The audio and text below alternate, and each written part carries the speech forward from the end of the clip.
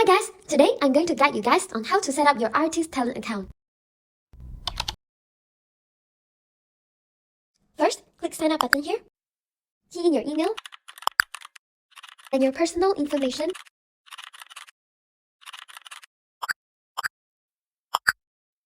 Remember to verify your email.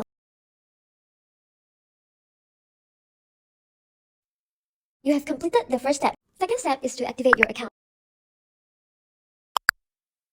Here, you can choose your ideal job opportunities, your ideal salary rate. Here is your personal info. You can write some introduction about yourself. Select your current location so that client can easily know you're from where. Just treat it as your digital resume.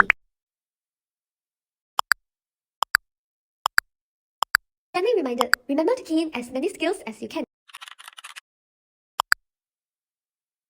You can also choose your preferred language here.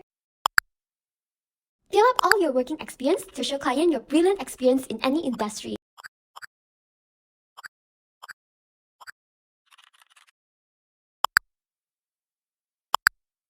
Add in your education.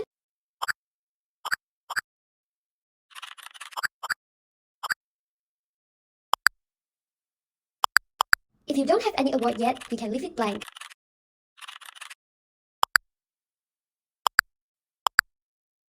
Most importantly, remember to upload your portfolio. Key in some information about your portfolio.